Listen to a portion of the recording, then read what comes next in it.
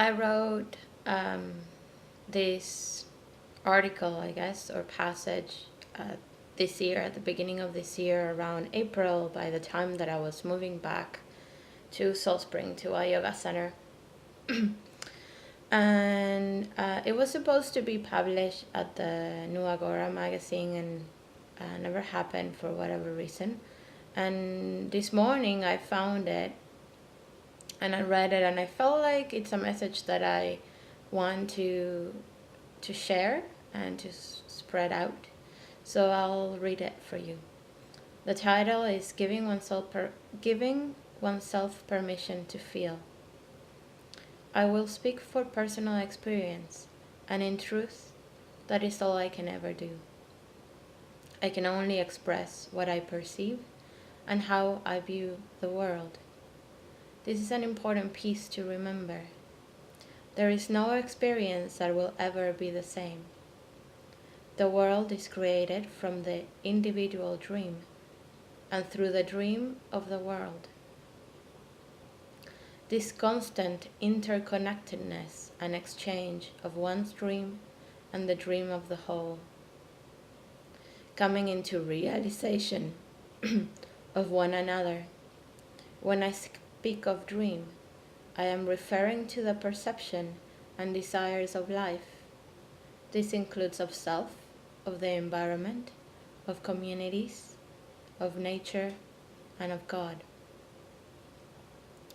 Most recognize me as my given name, Sofia. I have many roles in my life, most of us do. Roles of daughter, sister, friend, teacher, student, healer, stranger, wise woman, seeker, lover, girlfriend, ex-girlfriend, and so on.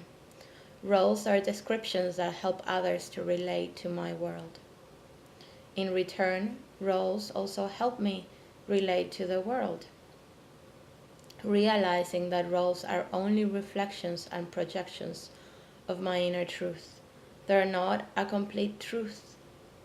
They're simply a grain of truth, not the totality. They're simply waves in the ocean. The things I like and appreciate, my possessions, are also mirrors of who I want to be, who I want to become, my ideal self, how I feel about myself, how I would like to feel more, or what I would like to feel less. They serve me, or they serve as reminders, until the reminder is not needed anymore. To give you an example about this, I used to have a beautiful statue of a Buddha, and it was made of charcoal, and it was beautiful, and it really, really grounded me. And I had this gifted to me by a beautiful friend, and I went, when I moved to Salt Spring last year, it was in the space where I usually did my meditation, and it was something that I really always looked when I was meditating. The energy, as I said, really grounded me, and it also reminded me of my spiritual path, of a higher truth, a knowing which I have no words to describe. It provided also with a sense of safety and assurance. Every time I looked at it, I would feel at peace. And when the message came that I needed to leave Salt Spring, I realized that it was time to let it go. And I actually gifted to a friend of mine, which I met on Salt Spring.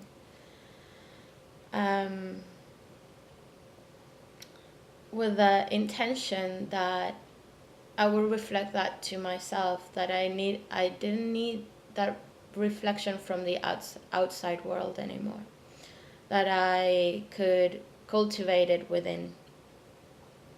As a healer, my own personal journey began for the love to bring love to myself and to life. I walked blind with no direction, simply listening to the clues and feelings evoked within me. I spent many years volunteering for a non-profit organization that supports clean local food and biodiversity. I spoke about farm fish and its impact on the ecosystem.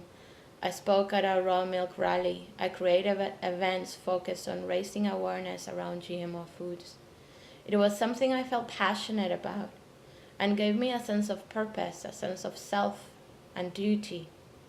It gave me an identity, the idea that I was doing something good for the self and the whole, that I was being good.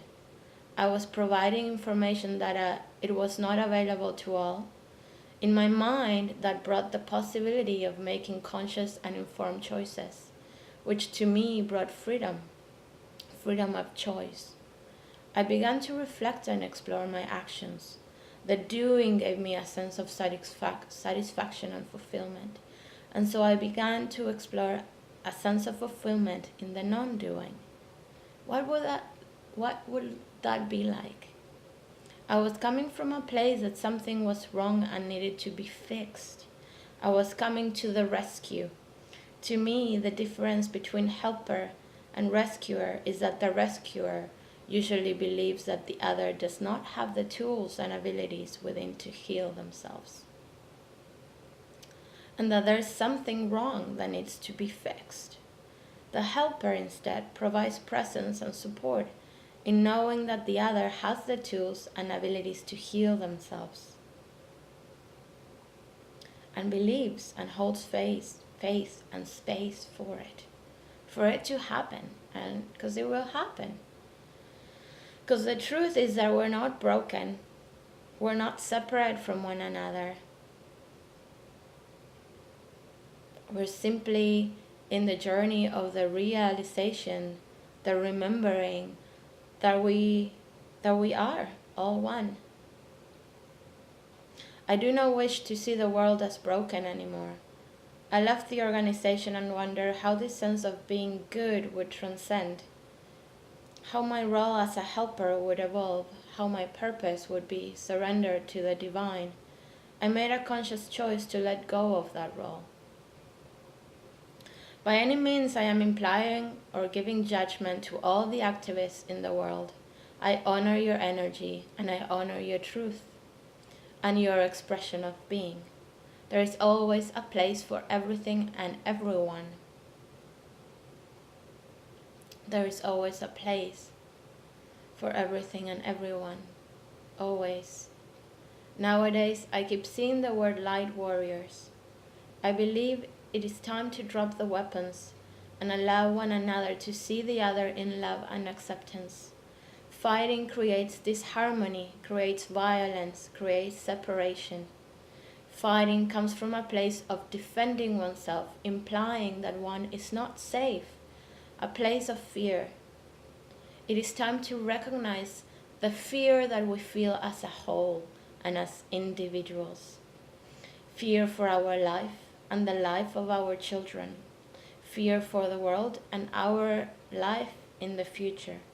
Fear of pain and confusion. Fear of the unknown. Fear of vulnerability. Fear of death. Fear of love and intimacy. Fear, and more fear. It is time to recognize the fear that we feel as a whole and as individuals. It is time to feel the fear we feel as a whole and as individuals. So then together we can begin to surrender fear into the love that holds us all. Fear is even held in love. As Rumi said, let's melt all the barriers that are keeping us from love. When we're afraid, we run on survival mode, and so we forget our sense of unity. We forget about others' well-being, since all it is awakened is our own life and our own safety. Reconciliation, love, communion and connection, cooperation and forgiveness cannot survive and exist in fear. Suffering is forgetting that we are one with the whole. Healing is not the dissipation of pain or dis-ease. It's the communion with what is present within ourselves. Healing can only happen when one gives oneself permission to feel, to surrender, and to be with that which is present. As I mentioned before, love, surrendering, is holding faith that love will carry you through life, will take you to those places that you need to go and that you need to be. And somehow, you don't need to know how, it will take you. So by creating a space of safety and compassion, by being present with oneself and another, is what is needed for healing to take place. Not with the need to fix or change anything, but simply witnessing in being with what is. The dream of the world is that of the realization of spirit into matter. We live in a micro and macro world, one interrelated to one another. The purpose of the world is the realization of spirit through matter, and the realization of matter through spirit. I have arrived to a place where I understand that my life is more than my own.